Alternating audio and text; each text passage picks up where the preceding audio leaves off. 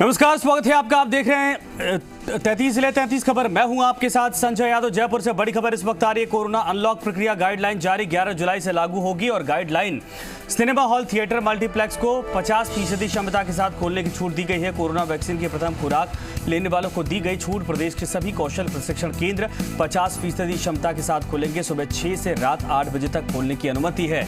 Auditorium एवं प्रदर्शनी के लिए स्थान 50% क्षमता के साथ खोलेंगे। सुबह 6 से रात 8 बजे तक खुल सकेंगे। आउटडोर खेल गतिविधियां सुबह 6 से 8 तक संचालित की जाएंगी। विष्णु हमारे साथ, हमारे सहयोगी जुड़ गए हैं। विष्णु, क्या कुछ पूरी अपडेट है और क्या कुछ गाइडलाइन ये है? बिल्कुल संजय, कि जो कोरोना में जो राहत मिलती जा रही है, उसके बाद राज्य सरकार ने भी जो अनलॉक प्रक्रिया है उसमें कुछ रियायतें देते हुए उसे आगे बढ़ाया है। अब जो रविवार को वीकेंड कर्फ्यू हुआ करता था वो पूरी तरह समाप्त कर दिया गया है। हालांकि अब हर रोज रात 10 बजे से 11 बजे से सुबह 5 बजे तक केवल रात्रिकालीन कर्फ्यू रहेगा। इसके अलावा जो व्यवसायिक गतिविधियां हैं वो जारी रहेंगी और इसी तरह जो विवाह समारोह है उसमें मेहमानों की जो संख्या है वो 50 कर दी गई है।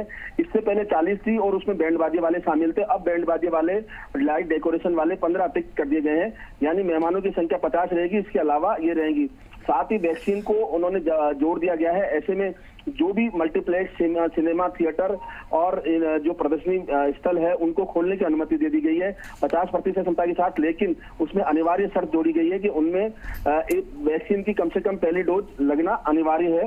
इसके अलावा जो राज्य के बाहर से व्यक्ति जो भी आ रहे हैं उनको अगर कोरोना की वैक्सीन की पहली डोज लगी हुई होगी तो उन्हें RT-PCR टेस्ट की जरूरत नहीं होगी, यानी उनका RT-PCR नेगेटिव टेस्ट की जरूरत नहीं होगी। इसके अलावा जो दुकानें, व्यावसायिक मल्टीप्लेक्स और जो जिनके स्टाफ को 60% स्टाफ को वैक्सीन लग चुकी है, या उन दुकानों के प्रतिष्ठानों में वो शाम को 4 से 8 बजे तक भी खोलने की अनुमति होगी। यानी अभी तक 4 बजे तक खोलने की अनुमति, अब रात 8 बजे तक खोल सकेंगे। इसके अलावा जो रेस्टोरेंट है उनमें 24 घंटे डिलीवरी की व्यवस्था हो सकेगी। टेक अवे वाली व्यवस्था रहेगी अगर उनके कोरोना वैक्सीन की पहली डोज लग चुकी है।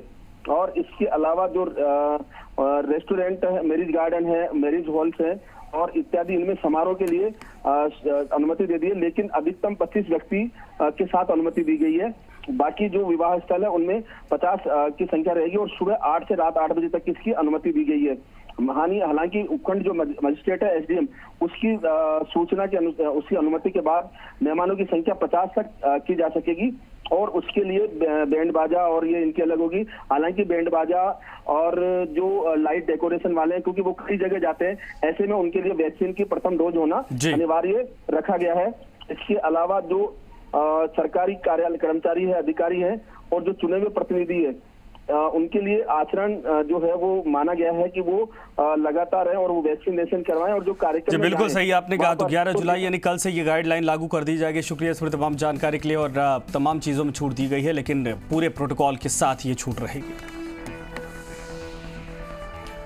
अगली खबर झुंझुनू से, जहां पर निर्माणाधीन दुकानों का छज्जा गिरने से हादसे में एक व्यक्ति की मौके पर ही मौत हो गई है। पंचायत भवन के पास चल रहा था दुकानों का काम। सरपंच के परिवार के लोग ही बनवा रहे थे दुकानें। मृतक जय सिंह के परिजनों ने लगाया आरोप, अवैध रूप से बनाई जा रही थी दुकानें। सरपंच प्रतिनिधि ने जगह बताई खुद की पट्टेशुदा। परिजनों ने कहा कि जांच हो और परिवार को मिले मुआवजा। पंचायत और GSS भवन के गेटों के बीच थी दुकानें। ये बड़ी खबर इस वक्त आ रही, तस्वीर आपके सामने है जिस तरीके से इस वक्त आई है। झुंझुनू में निर्माणाधीन दुकानों का छज्जा गिरने से हादसा हो गया। हादसे में एक व्यक्ति की मौके पर ही मौत हो गई है। पंचायत भवन के पास चल रहा था दुकानों का काम। सरपंच के परिवार के लोग ही बनवा रहे थे दुकानें। मृतक जय सिंह के परिजनों ने आरोप लगाए हैं अवैध रूप से बनवाई जा रही थी ये दुकानें और इस हादसे के लिए जिम्मेदार हैं जो लोग बना रहे थे। केसरी सिंहपुर के हुड्डा रोडी में मिली सिरकटी लाश के मामले में पुलिस ने सफलता हासिल करते हुए 3 आरोपियों को गिरफ्तार किया है। SHO सुशील कुमार ने बताया कि मृतक युवक सिरसा का निवासी था और उसकी पहचान छिपाने के लिए ही आरोपियों ने उसका सिर काट दिया था और उंगली भी हाथ से अलग कर दी थी।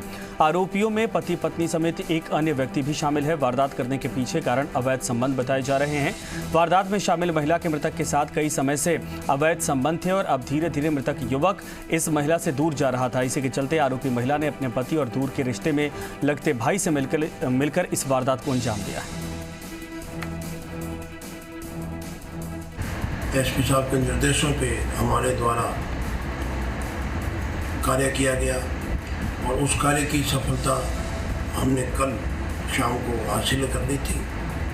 ये कुछ तथ्य इकट्ठे होने करके हमने आज वो सारी सूचनाएं संकलन करके आज इसकी गिरफ्तारी डाल दी है। पति पत्नी है सतपाल और कुलविंदर, और एक जो लड़का है तीसरा संदीप, जो उस पत्नी का धर्म भाई बना हुआ है। इन्होंने तीनों ने मिलकर अवतार सिंह अवतारी, जो सिरसा का रहने वाला है, उसकी हत्या कर ये कार्य किया था। 12 में दिन दहाड़े एक युवक की गोली मारकर हत्या कर दी गई। बंडी गेट पर युवक की गोली मारकर हत्या की गई, जबकि हत्या का आरोपी फरार हो गया। कोतवाली पुलिस हत्यारे की तलाश कर रही है। इस पूरी वारदात का सीसीटीवी फुटेज सामने आया है, जिसमें आप देख सकते हैं कि आरोपी ने पहले पीड़ित को बेरहमी से पीटा, फिर गोली मार दी। तस्वीर आपके सामने है। बताया जा रहा है कि धारदार हथियार से इसने पहले बेरहमी से वार किया, फिर गोली मार दी और इसके बाद भी गोली मारने के बाद भी इसको चैन नहीं हुआ। उसके बाद भी लगातार हमला कर रहा था। उसके बाद वहां से भाग भी गया।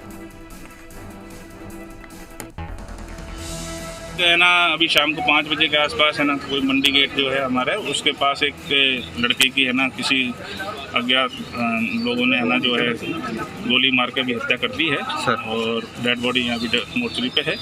उनके जो साथ में जो बंदे थे उनसे है ना घटनाक्रम पूछा जा रहा है और आरोपियों के जो कोई संदिग्धों के जो नाम आए उनकी तलाश के लिए छापेमारी कोई निकल के आई है। वो अभी पूरा इन्वेस्टिगेशन करने के बाद बताएंगे अभी पूरी बात क्या है और अभी जिनके नाम जो संदिग्धों के आए उनकी छापेमारी करेंगे। जयपुर के चौमू से 2 मासूम बच्चों के अपहरण से जुड़े मामले में अपडेट है। सुबह से शाम तक 60 पुलिसकर्मियों की टीम ढूंढती रही बच्चों को। आनंद लोक कॉलोनी में सड़क के किनारे किया गया गिरफ्तार। पुलिस जाब्ते को देखकर सकपका गया आरोपी। एसीपी राजेंद्र सिंह, एसएचओ हेमराज सिंह खुद भी थे फील्ड में। नशेड़ी आरोपी दिन भर बच्चों को घुमाता रहा इधर उधर। पुलिस ने आरोपी नरेश मेघवंशी को गिरफ्तार किया है। अपराधी प्रवृत्ति का बताया जा रहा है। नरेश मेघवंशी नशे में बच्चों को घर से उठा ले गया था आरोपी और 12 घंटे बीत जाने के बाद पुलिस ने दोनों बच्चों को दस्तयाब किया है। अब जाकर पुलिस को राहत मिली है। तो आरोपी दबोच लिया गया है और जो सर्कल में आपको दिखा रहे हैं वही वो आरोपी है। ये दोनों नन्हे बच्चे जिनको फिलहाल पुलिस ने दस्तयाब कर लिया है, सकुशल सुरक्षित है।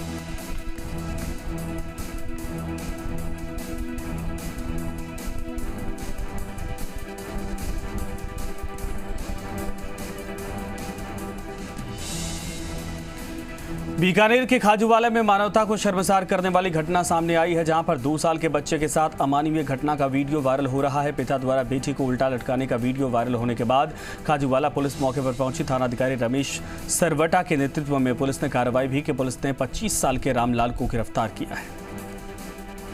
ये तस्वीर आपके सामने, अपने ही बच्चे को इस तरीके से हवा में ये उछाल रहा था और 2 साल का ये बच्चा बताया जा रहा है। लेकिन इस पूरे प्रकरण के वीडियो वायरल होने के बाद पुलिस ने इसको दबोचा है, पकड़ लिया है, पूछताछ की जा रही है।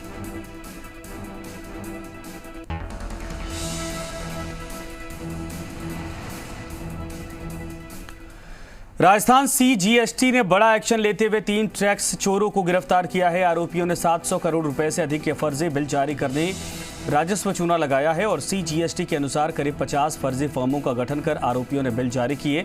आरोपी रामचंद्र विश्नोई, हेमंत त्यागी और हिम्मत सिंह भाटी को गिरफ्तार कर जिला एवं सेशन न्यायालय जयपुर महानगर द्वितीय में पेश किया गया, जहां पर सोमवार तक के लिए उन्हें जुडिशियल कस्टडी में भेज दिया गया है। अदालत ने सोमवार को उन्हें विशेष आर्थिक अपराध न्यायालय में पेश करने के निर्देश दिए। विशेष लोक अभियोजक बनवारी लाल ताखर ने बताया कि आरोपियों ने अपना जाल राजस्थान के साथ पड़ोसी राज्यों में भी फैला रखा था। महाराष्ट्र, दिल्ली, हरियाणा, पंजाब, यूपी, एमपी सहित अन्य राज्यों के कारोबारियों को फेक इनवॉइस जारी करने का अंदेशा है और आरोपी सीमेंट, लोहा उत्पाद, सरिया, सरसों, कपड़ा, मार्बल के फर्जी बिल जारी कर अवैध तरीके से आईटीसी क्लेम उठा रहे थे। शुरुआती जांच में इन पर 80 करोड़ रुपए की टैक्स चोरी उजागर होने की संभावना है। सीजीएसटी की एंटी विजन विंग के चालू वित्त वर्ष में यह बड़ी कार्रवाई मानी जा रही है। आरोपियों ने दूसरे के नाम से फर्जी फर्में बनाई हुई थी और जांच में फर्जी बिलों का आंकड़ा 1000 करोड़ रुपए तक पार कर सकता है। टैक्स चोरी के बड़े फर्जीवाड़े को आज उजागर किया है। 3 आरोपी इसमें गिरफ्तार किए गए हैं, जो कि आप तस्वीरों में देख सकते हैं। आज इन्हें अदालत में पेश किया गया है। सोमवार तक का इन्हें जेसी किया गया है और उसके बाद इन्हें संबंधित अदालत में पेश किया जाएगा। एसपी बीएल ताखर हमारे साथ हैं। क्या पूरा मामला है और किस तरह ये यूनिक तरीके से इस बार फ्रॉड किया गया? ये जो अब की बार का नया तरीका अपनाया फ्रॉड का, जो ये 3 लोग हमने गिरफ्तार किए हैं, इन तीनों लोगों के नाम से ही, अपने नाम से कोई भी फर्म नहीं है, जबकि इनकी 100 से ज़्यादा ही फर्में हैं। जो इन्होंने अपने बयान दिया कि इनको जो और मौखिक याद थी, उस हिसाब से इन्होंने 50 से ज़्यादा फर्में तो इन्होंने बताई है कि ये फर्में हमने खोल रखी हैं, और बहुत फर्में हैं जो हमारे उनके नाम याद नहीं है मौके पे। युवा है और हाँ। युवा इस तरह के स्मार्ट अपराधों में जा रहा है, वो किस तरफ इशारा करता है? ये जो देश की अर्थव्यवस्था है उससे इससे गड़बड़ा रही है। वैसे ही देश की जो अर्थव्यवस्था इकोनॉमी खराब हो रही है, बेरोजगारी हो रही है, और लोगों का जो तरीका है आज के युवा वर्ग का कि शौक अच्छे करने चाहिए, साधन अच्छे रहने चाहिए, पहनने को अच्छे चाहिए, और उसके लिए अगर कमाई नहीं हो तो इसी तरीके के धंधे में को जो इजी उनको बहुत ज़्यादा मिल जाए उसकी तरफ जा रहा है। ये इस पूरे मामले में कितनी सज़ा का? इसमें 5 साल तक की सज़ा का प्रावधान है। तो हमारे साथ है एसपीपी BL ताकर, और जाहिर है 3 लोगों को आज गिरफ्तार किया गया है। आर्थिक अपराध की श्रेणी में ये आता है, और जो नए तरीके फेक इनवॉइस जारी करके ITC क्लेम उठाने को, और ख़ासतौर पर फर्जी कंपनियों का गठन कर लाभ लेने की ये पूरी कवायद है, उस पर सेंट्रल एजेंसी अपना निगाह बनाए हुए, और CGST का ये बड़ा एक्शन कहा जा सकता है। वीडियो जर्नलिस्ट विजय करण के साथ अंकित तिवारी, जी मीडिया, जयपुर। अजमेर के रामगंज थाने में शादी का झांसा देकर रेप और गर्भपात का आरोप लगाते हुए मुकदमा दर्ज करवाया गया है। पीड़िता की शिकायत पर पुलिस ने जांच शुरू कर दी है। मामले की जानकारी देते हुए थाने के ASI होशियार सिंह ने बताया कि क्षेत्र के रहने वाले फिरोज पर शादी का झांसा देकर दुष्कर्म का आरोप है, और इसी बीच महिला ने आरोपी पर गर्भपात कराने का आरोप भी लगाया। लेकिन जब पीड़िता ने शादी के बात को लेकर फिरोज पर दबाव डाला, उसने शादी से इनकार कर दिया। इस संबंध में पुलिस ने विभिन्न धाराओं में मुकदमा दर्ज करते हुए जाँच पड़ताल शुरू कर दी है। करौली के टोडा भीम उपखंड क्षेत्र के गांव मानचंडी में पानी की टंकी पर एक युवक का शव फंदे से लटका मिला है, जिसके बाद इलाके में सनसनी फैल गई। सूचना के बाद मौके पर पहुंची टोडा भीम थाना पुलिस ने शव को राजकीय अस्पताल की मोर्चरी में पहुंचाया, जहां पर शव का पोस्टमार्टम करवाकर शव परिजनों को सौंपा गया है। शव की शिनाख्त सुनील बैरवा के रूप में हुई है। पुलिस मामले की जाँच पड़ताल करने में जुटी है।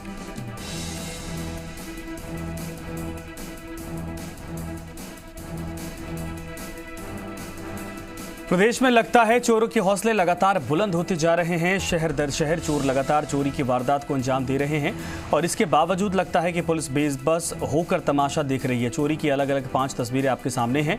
धौलपुर में बाइक और वाहन चोरों के आगे पुलिस बेबस दिखाई दे रही है। एक रेस्टोरेंट के बाहर से चोर बुलेट चुरा कर ले गए। चोरी की वारदात वहां लगे CCTV कैमरे में कैद हो गई है। धरियावद उपखंड मुख्यालय के शिवगंगा कॉलोनी में रहने वाले मुकेश चौधरी के घर में किराए से रह रहे एक व्यक्ति की मोटरसाइकिल को चोर उठा ले गए। ये पूरी वारदात वहां लगे CCTV कैमरे में कैद हुई। तीसरी वारदात प्रतापगढ़ की है। चोरी में नाबालिग भी पीछे नहीं है। धरियावद में सामने आया कि जिसमें 4 नाबालिग घर के बाहर खड़ी बाइक और मोटरसाइकिल के साइड ग्लास को बड़ी आसानी से चुरा कर ले जाते हैं। झुंझुनू के नवलगढ़ में एक घर में 2 लाख के जेवरात चोरी हो गए। चोरों ने कमरों पर कुंडी लगाकर पहले घर के लोगों को बंद कर दिया, फिर घर में चोरी की वारदात को अंजाम दिया। चोरी से पहले रेड लाइट का कनेक्शन भी काट दिया था। और तीर्थ नगरी पुष्कर में एक बार फिर चोर सक्रिय हो गए हैं। चोरों ने एक ज्वेलर्स की दुकान के ताले तोड़कर वारदात को अंजाम दिया। चोरी की यह वारदात वहां लगे CCTV कैमरे में कैद हो गई। अन्य राज्यों की तरह राजस्थान में भी शादी विवाह पूरी तरीके से अनलॉक करने की मांग को लेकर कारोबारी विरोध पर हैं। आज जयपुर जिला टेंट डीलर समिति की ओर से प्रदर्शन किया गया। सद्बुद्धि यज्ञ करके सरकार से विवाह में शामिल होने की सदस्य संख्या बढ़ाने की मांग की गई है। 200 करने की मांग की गई। प्रदेश में गार्डन संचालकों का ही 350 करोड़ रुपए का कारोबार और सभी को मिलाकर 2500 करोड़ रुपए का व्यवसाय प्रभावित हो चुका है।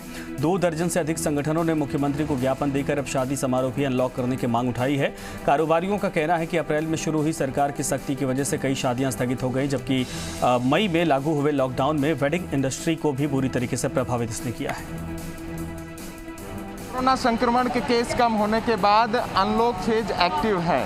सरकार कई क्षेत्रों में रियायत दे चुकी है, लेकिन अभी तक शादी विवाह समारोह की बात करें तो 40 लोगों को सम्मिलित होने की अनुमति है, और करीब बड़ी संख्या में जो कारोबारी हैं यहाँ पर प्रभावित हो रहे हैं, जो शादी विवाह के कारोबार से जुड़े हुए हैं। जयपुर टेंट डीलर समिति अपना विरोध कर रही है, और हमारी भी सुनो सरकार करके एक सद्बुद्धि यज्ञ का आयोजन किया गया है। इनकी मांग है कि 200 लोगों को अनुमति दी जाए ताकि जो शेष वैवाहिक सीजन है उनमें ज़्यादा से ज़्यादा जो इनकी बुकिंग्स हैं वो पूरी हो सके।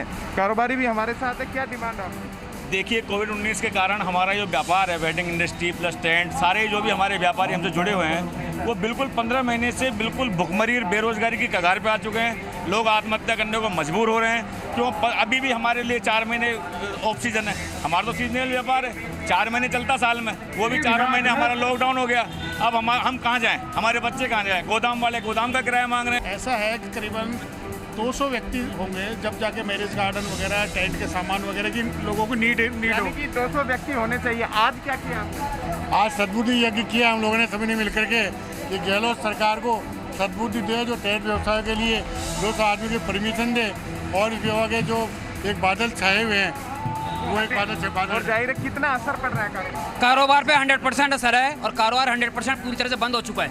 अभी कब तक और कब तक रहना चाहिए? 20 तारीख तक छावे हैं। हम बिल्कुल ही फुटपाथ पे आ गए हैं। खाने लायक हमारे पास दाने नहीं है। अगर गहलोत सरकार नहीं सुनती तो हम आत्मदाह करने के लिए तैयार हैं। इनका स्पष्ट तौर पर कहना है कि नई जो गृह विभाग की गाइडलाइन आए उनमें शादी विवाह में सम्मिलित होने वालों की संख्या बढ़ाई जाए ताकि इस कारोबार पर पड़ रहा असर कम हो।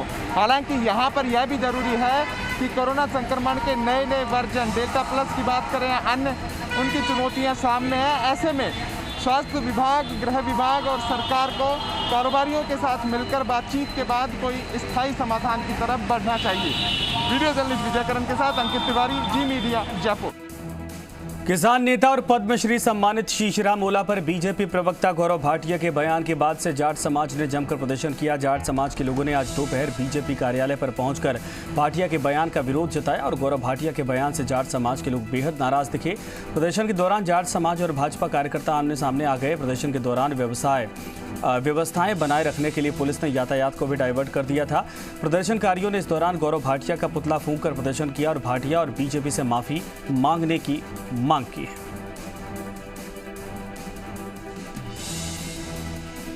5 बार सांसद रहे, 6 बार एमएलए रहे, केंद्र में मंत्री रहे, लोकसभा के नेता रहे और इतने कद्दावर नेता जिनको पद्म विभूषण से सम्मानित किया गया, ऐसे नेता, किसान नेता के खिलाफ इस प्रकार की भारतीय जनता पार्टी के एक प्रवक्ता भाटिया के द्वारा जो टिप्पणी की गई है वो निंदनीय है। ये भारतीय जनता पार्टी का चाल, चरित्र, चेहरा उजागर करती है। देखिए, एक तो मैं थोड़ा आपको करेक्ट कर दूं, ये जाट समाज के लोग नहीं थे, ये कांग्रेस पार्टी के कार्यकर्ता थे और कांग्रेस पार्टी के कार्यकर्ताओं ने भारतीय जनता पार्टी के दफ्तर के ऊपर हमला करने की कोशिश की है। और ये वो कांग्रेस पार्टी है जिसकी राजस्थान में सरकार है, राजस्थान में जिनका मुख्यमंत्री है। इनका कानून में विश्वास नहीं है। अगर इनको किसी की कोई बात पसंद नहीं आती हो या कोई बात ऐसी लगती हो कि जो कानून सम्मत नहीं है, तो एक कानून का सहारा लें। किसी पार्टी के दफ्तर के ऊपर आकर हमला करना ये बिल्कुल निंदनीय है और ये कांग्रेस की बौखलाहट का परिचायक है। आज international institute of hotel management यानी कि IIHM का वर्चुअल दीक्षांत समारोह का आयोजन किया गया, जिसमें IIHM के CEO डॉक्टर सुबोर्नो बोस, लंदन के इंटरनेशनल हॉस्पिटैलिटी काउंसिल और काउंसिल के चेयरमैन डेविड फॉस्केट ने शिरकत की। कार्यक्रम के दौरान संस्थान के नए चुने गए सदस्यों का सम्मान किया गया और IIHM की फेलोशिप प्रदान की गई। आपको बता दें कि IIHM के 150 विशिष्ट सदस्यों द्वारा अंतर्राष्ट्रीय स्तर पर विशिष्ट योगदान करने वाले हॉस्पिटैलिटी के नए सदस्यों का चुनाव किया गया और सम्मानित किए गए सदस्यों में पातू केसवानी, प्रिया पॉल, रणवीर भंडारी, पीटर जोन्स, जेनोविया नादिर शाह, हिमांशु तनेजा, रणवीर बरार, यंगदूप लामा और Robin Shepherd, Alistair Telford, Lionel Benjamin, Ajay Bakkaya, इसके अलावा Sanjay Sethi, Anil Chadha, Manish Mehrotra, Chris Calvin, John Wood, Gary Hunter, कॉल गंगने मॉस और अनीता मेंदिरता शामिल रहे। It's my great pleasure to welcome you as an as an elected fellow of the IIHM International College of Distinguished Fellows. Many congratulations to you, Alak. It's especially a proud moment for me personally because Alak has been an alumnus of IIHM Kolkata. और इसी के साथ फिलहाल इस bulletin में इतना ही। तमाम खबरों के लिए बने रहिए